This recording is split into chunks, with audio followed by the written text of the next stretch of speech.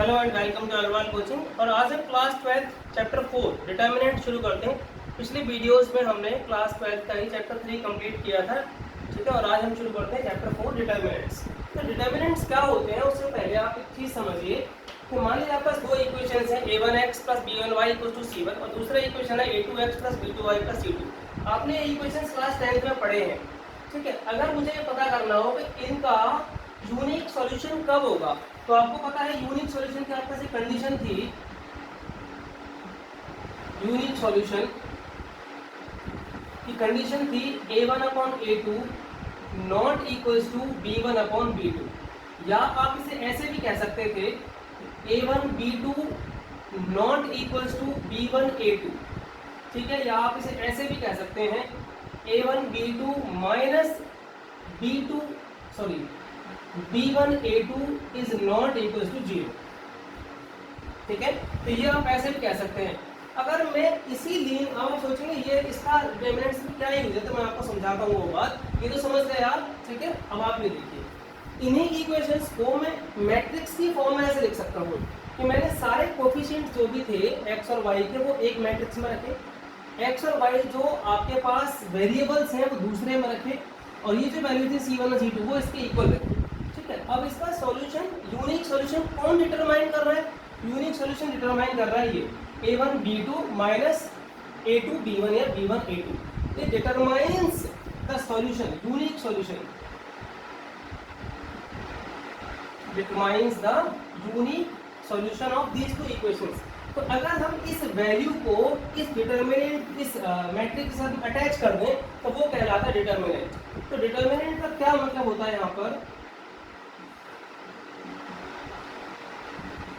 ठीक है। अगर मैं इस मैट्रिक्स से डिटरमिनेंट निकालता हूँ तो वो दो तरीके से लिखा जाता है। डिटरमिनेंट, मान लीजिए कोई मैट्रिक्स का नाम अगर ए होता है इसका नाम, तो डिटरमिनेंट ऑफ ए, या फिर हम उसको लिखते हैं ऐसे, दो वर्टिकल लाइंस के बीच में ए। ध्यान रखें ये मॉड्यूलस ए नहीं है, ठीक है, not modulus of A, it is determinant of A. और वो कैसे निकालते हैं हम डिटरमिनेंट ऑफ ए, ठीक है। इसी को ही हम ऐसे लिखेंगे दोबारा से, a1 b1 a2 b2, ठीक है। जब तक आप ऐसा ब्रैकेट लगाएंगे तब तक वो मैट्रिक्स होगा। जब आप ये वाला ब्रैकेट हटा करके डिटरमिनेंट लगाएंगे तो वो ऐसे दो सीधी सीधी लाइंस आएंगी, और ये हम सॉल्व करते हैं इस तरीके से, a1 b2 minus a2 b1, ठीक है। और इसकी जो वैल्यू सॉल्व होकर के आएगी वो कहलाता है डिटरमिनेंट ऑफ दिस मैट्रिक्स, ठीक है। तो ये एक तरीका है कि हम किसी भी मैट्रिक्स का डिटरमिनेंट निकालने का ये तरीका है उसका। अब इसी को हम आगे बढ़ाते हैं और हम सोचते हैं कि अगर ये 3/3 होता तो हम कैसे सॉल्व करते हैं, ठीक है। देखिए जरा, और ये ध्यान रखना ये मॉड्यूलस नहीं है। अगर डिटरमिनेंट की वैल्यू नेगेटिव आएगी तो नेगेटिव ही रहेगी वो।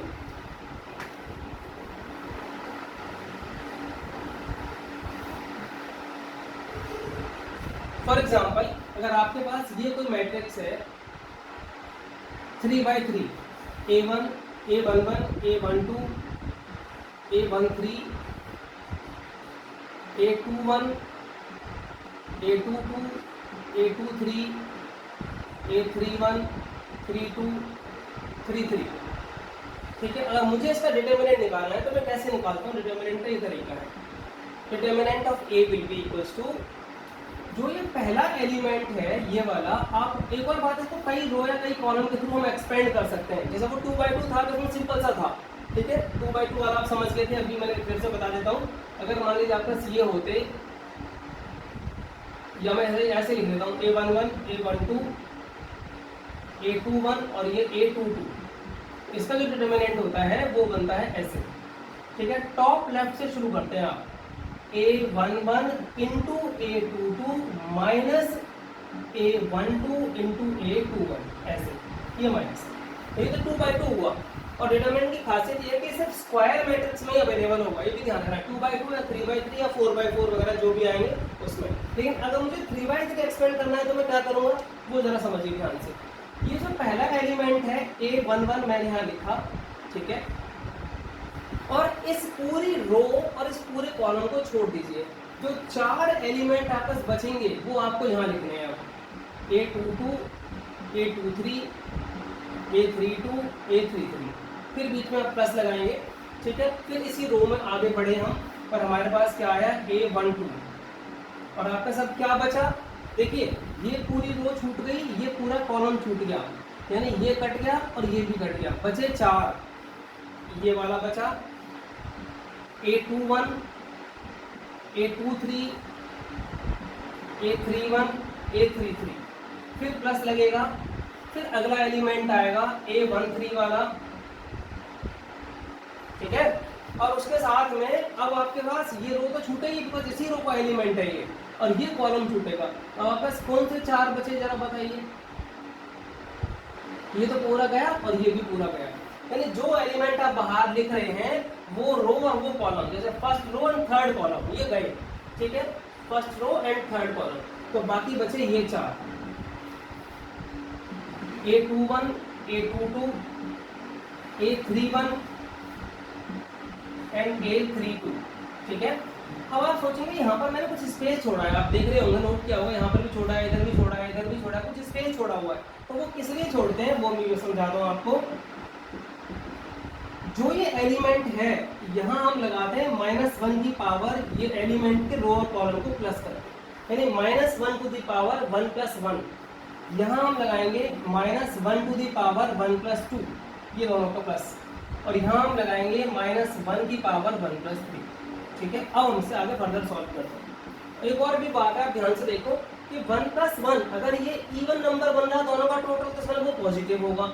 अगर इनका टोटल ऑड बन रहा है तो यहाँ नेगेटिव साइन आएगा, अगर इनका टोटल फिर से इवन बन रहा है तो फिर से पॉजिटिव होगा। तो आप ऐसे भी कह सकते हैं कि ये पॉजिटिव हुआ A11। अब इसमें आप वही लगाएंगे जो यहाँ लगाया था 2/2 में,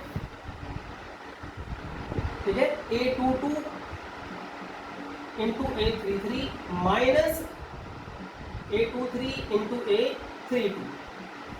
फिर अब यहाँ हमें पता चल गया -1 की पावर 3 है, इसका मतलब क्या आएगा, माइनस आएगा, और ये A12 बाहर आ गया। अंदर क्या आएगा, अंदर फिर से वही same A21, A33 minus A23 into A31, ठीक है, प्लस फिर उसके बाद क्योंकि -1 की पावर 4 हो गई तो पॉजिटिव साइन हो गया, और ये जो A13 है ये बाहर रहेगा और अंदर फिर ये दोनों आ जाएंगे, ठीक है। A21, A32 माइनस A22 और A31। तो ये हुआ expansion of determinant of this matrix. ये जो मैट्रिक्स था अभी मैंने पहली रो से एक्सपेंड किया है, इसको हम देखते भी हैं जब आप सॉल्व करेंगे आगे, एक्सपेंडिंग थ्रू फर्स्ट रो, ठीक है। इसी तरीके से आप किसी भी और रो के थ्रू भी एक्सपेंड कर सकते हैं। जिस रो के थ्रू एक्सपेंड आप कर रहे हैं वो एलिमेंट्स बाहर आएंगे, ठीक है, और उन एलिमेंट्स का रो और कॉलम का टोटल होकर के बाहर आएगा, ठीक है, -1 की पावर में। और जिस रो जो एलिमेंट आपने यहाँ लिखा है उस एलिमेंट के रो और कॉलम को आप छोड़ दीजिए, बाकी जो 4 बचेंगे वो यहाँ आएंगे, ठीक है। जैसे मान लीजिए अगर इसी को हम दोबारा लिखते हैं, कि अगर आप इसको दोबारा लिखना चाहें, मान लीजिए मैं आप क्या करता हूँ, पहले कॉलम के थ्रू एक्सपेंड कर रहा हूँ, ठीक है, थ्रू फर्स्ट कॉलम। तो ये A11 बाहर आएगा, -1 टू दी पावर 1 + 1, और A11 बाहर आ गया। अब अंदर क्या 4 बचे, अंदर तो फिर ये पूरा कॉलम, सॉरी पूरी रो, और ये पूरा कॉलम गया, अंदर तो यही 4 बचे, A22, A23, A32, A33 plus अब ये वाला आएगा, ठीक है। तो फिर से -1 की पावर 2 + 1 ये वाला एलिमेंट। अब ये कौन सा है, पहला कॉलम और सेकंड रो है, तो आप क्या छोड़ोगे इसमें से, जरा ध्यान से देखिए। अब आप ये पूरी रो जाएगी बिकॉज इस रो का एलिमेंट है ये, और ये पहला कॉलम का एलिमेंट है तो पहला कॉलम जाएगा। अब आपस ये 4 बचे, A12, A13, A12, A13, A32 और A33, फिर -1 की पावर। अब आप इसको ले रहे हैं बिकॉज आप पहली कॉलम के थ्रू एक्सपेंड कर रहे हैं, तो A13 आएगा, सॉरी 31 आएगा, और अंदर क्या आएगा, अंदर आएंगे आपको ये छूट जाएगा पूरा, ये वाली रो आ गई अब इसके अंदर, third row, third row and पहला कॉलम छूट जाएगा, बाकी 4 ये वाले बचेंगे, A12, A13, A22 और A2। ठीक है, फिर आप सिमिलरली इनको एक्सपेंड कर सकते हैं, ये माइनस दिस माइनस दिस। तो ये तरीका है डिटर्मिनेंट निकालने का, एक्सपेंड करने का। और सबसे बड़ी खासियत ये है कि आप किसी भी रो या किसी भी कॉलम के थ्रू एक्सपेंड करो, आंसर विल बी सेम। ठीक है, तो ये बहुत आसान सा तरीका है, किसी भी रो किसी भी कॉलम से आप एक्सपेंड करेंगे तो आंसर विल बी सेम। ठीक है, लेट अस डू एक्सरसाइज। और एक और बात है, इसमें ध्यान रखने वाली बात ये है कि आपको हमेशा ज़्यादातर उस रो या उस कॉलम के थ्रू एक्सपेंड करना है जिस रो या कॉलम में मैक्सिमम नंबर ऑफ जीरोज आ रहे हो। बिकॉज सिंपल सी बात है, देखो अगर मान लो मैं यहाँ पर 0 रखूँ, तो अगर मैं यहाँ 0 रखूँगा तो ये वाला एलिमेंट तो फिर 0 हो जाएगा ना, ये वाला A21 जो मैंने यहाँ नहीं लिखा था गलती से, तो ये 0 हो गया। अगर ये 0 होगा तो सारा का सारा मल्टीप्लिकेशन 0 हो जाएगा।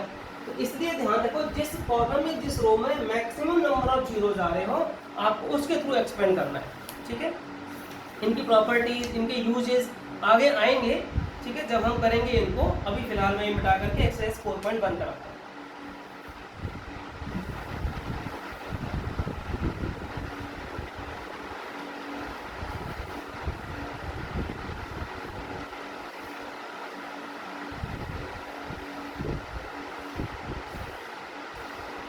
एक्सरसाइज 4.1 में जो पहला फर्स्ट वाला सम है वो है इवैल्यूएट दिस 2 4 -5 -1। अभी मैंने आपको क्या बताया था कि आपने टॉप लेफ्ट से शुरू करना है, तो 2 × -1, बीच में माइनस आएगा और फिर इधर से आएगा 4 × -5, तो दैट विल बी -2, फिर ये माइनस और ये -20 हो, +20 हो जाएगा तो क्या बचेगा 18। ये इसका आंसर, बहुत सिंपल से है। ठीक है, सेकंड का मान लीजिए, सेकंड पार्ट करते हैं हम, x² - x + 1 x - 1 x + 1 और x + 1। तरीका क्या था, this multiply minus this multiply, तो आप करेंगे x² - x + 1 multiply with x + 1। ठीक है, ये दोनों, फिर हम दोनों का मल्टीप्लाई करेंगे, x - 1 मल्टीप्लाई विद x + 1। अब आप इसे सॉल्व कर लीजिए। ठीक है, x + 1 चाहो तो आप इसमें से कॉमन भी निकाल सकते हैं, अंदर क्या बचेगा x² - x + 1 और यहाँ से क्या बचेगा माइनस और ये बचेगा, तो माइनस का x और प्लस का 1 हो जाएगा वो, तो दिस विल बी x + 1 और ये कैंसिल कुछ नहीं होगा, x² - 2x + 2। अब आप इनका दोनों का मल्टीप्लाई कर दीजिए, that will be the answer. तो ये हुआ 2/2। ठीक है, और ये ध्यान रखना है, मैट्रिक्स जो होता है, मैं बार बार बता रहा हूँ ये बात, मैट्रिक्स आप इस तरह से लिखते हैं और डिटर्मिनेंट आप हमेशा ऐसे वर्टिकल लाइंस के बीच में लिखते हैं। ठीक है, वो मैट्रिक्स है, ये डिटर्मिनेंट है। ठीक है, फिर इसकी कुछ प्रॉपर्टीज आएंगी, वो प्रॉपर्टीज भी मैं आपको समझाता हूँ, आप ये नोट कर सकते हैं, सिंपल सा है। ठीक है,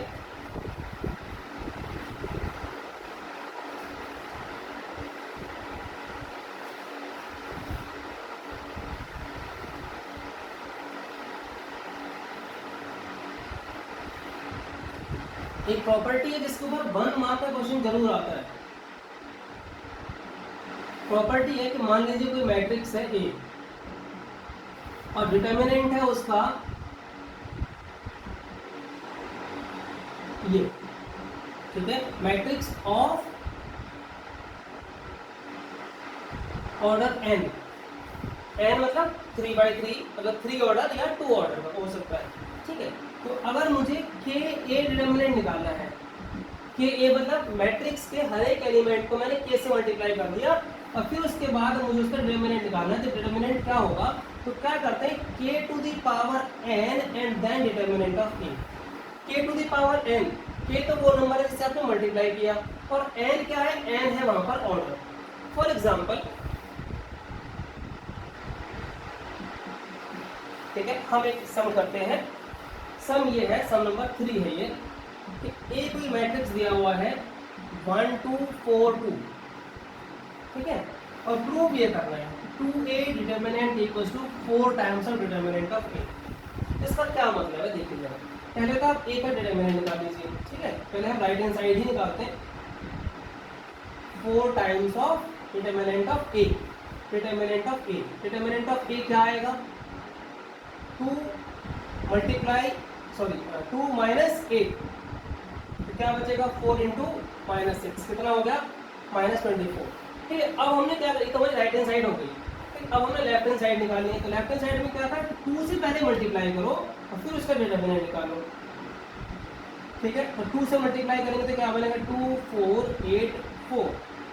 अब आप इसका डिटरमिनेंट निकालो, क्या आएगा 2 4 जा 8 माइनस 8 4 जा 32, माइनस करो क्या बच रहा है 24, यानी दोनों तरफ से इक्वल तो आ गया। लेकिन प्रॉपर्टी कैसे प्रूव हुई जरा देखिए ध्यान से।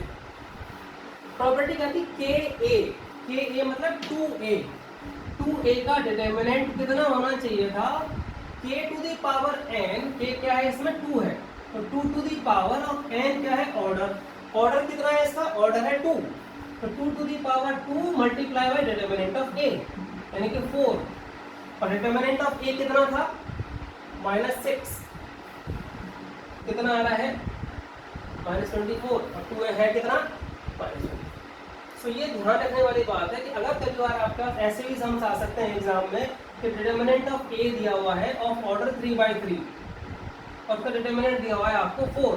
ठीक है, पूछेंगे आपसे कि आप 3a डिटरमिनेंट निकालो, तो आपने क्या करना है, उसमें जो भी यहाँ नंबर से मल्टीप्लाई हो रहा है उसकी पावर आप लिखेंगे ऑर्डर।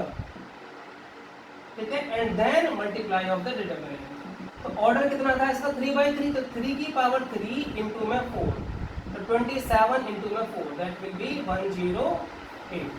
तो ये ध्यान रखना, अगर मैट्रिक्स के अंदर किसी नंबर से मल्टीप्लाई हो रहा है और फिर उसका डिटरमिनेंट निकालेंगे तो वो जिस नंबर से मल्टीप्लाई किया है वो बाहर आएगा, उसके ऊपर ऑर्डर आएगा, फिर ए का डिटरमिनेंट मल्टीप्लाई आएगा। ठीक है, तो दिस इज द सम, आप ये नोट कर ले, और इस तरह का सम एग्जाम में अक्सर आता रहता है। सेम सम आपको करना है सम नंबर 4।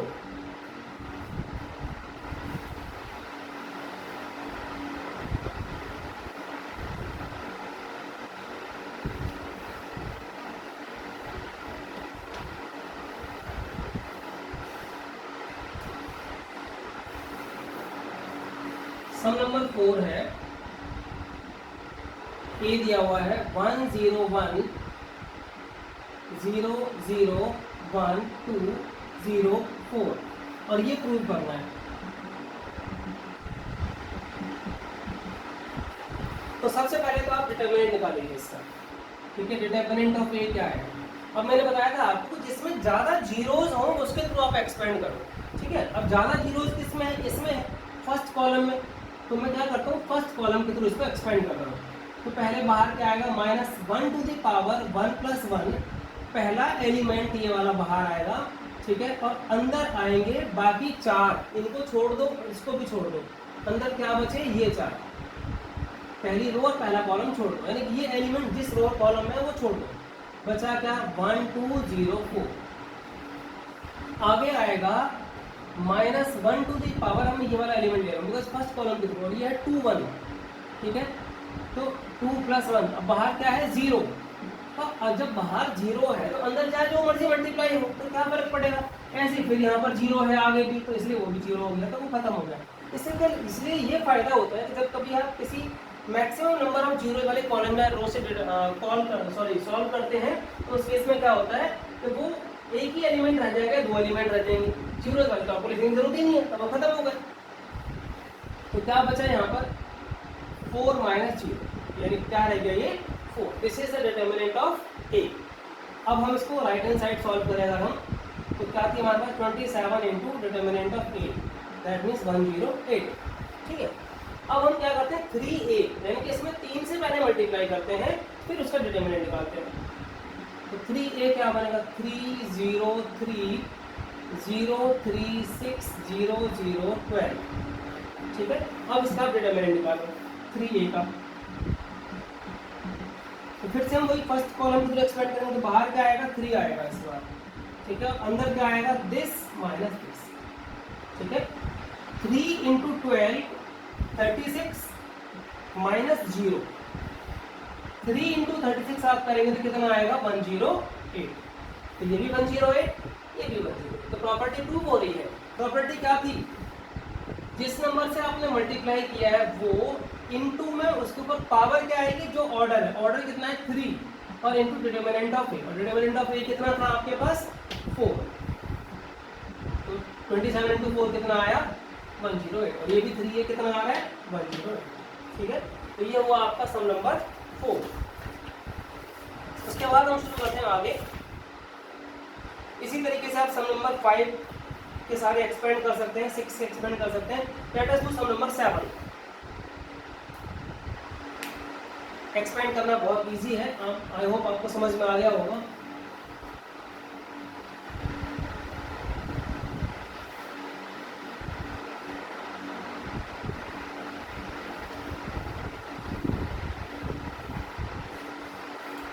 सम नंबर 7 है, first part 2 4 5 1 is equal to 2x 4 6 and x। तो नॉर्मली अगर ये मैट्रिक्स होता तो आप क्या करते, कंपेयर कर देते directly if it is a matrix, but it is not a matrix, it is a determinant. तो आपको क्या करना है, दोनों तरफ से डिटर्मिनेंट निकालना पड़ेगा। तो पहले ये निकालते हैं हम 2 - 20, इधर से भी निकालेंगे तो क्या बनेगा 2x स्क्वायर -24, ठीक है। तो ये कितना हुआ -18, और ये 2x स्क्वायर -24, 24 यहाँ पे प्लस हो जाएगा तो बचेगा 6, 2x square x square equal to 3, x equal to plus minus root, simple है बिल्कुल, ठीक है। सिमिलरली सम नंबर 8 है, वो भी आप ऐसे ही कर सकते हैं। यहाँ दिया हुआ x2 18x, और इस तरफ दिया हुआ 6 2 18 6, ठीक है। अब आप करेंगे इसको सॉल्व तो क्या बनेगा, ये एक्स स्क्वायर -36 इक्वल टू 36, ठीक है, -36। That means x square -36 equal to 0, x square equal to 36 and x equal to plus minus 6, ठीक है। ये ध्यान रखिए, डिटर्मिनेंट पर मैट्रिक्स में बेसिक डिफरेंस ये है कि मैट्रिक्स में हम डायरेक्टली इक्वल कर देते हैं करस्पॉन्डिंग एलिमेंट्स को, और डिटर्मिनेंट में आपको सॉल्व करके फिर इक्वल करना। तो ये हुई आपकी पहली एक्सरसाइज 4.1। आई होप ये आपको समझ में आए होंगे। नेक्स्ट एक्सरसाइज हम शुरू करते हैं 4.2 नेक्स्ट वीडियो में। Thank you for watching this video, and if you like the video please subscribe.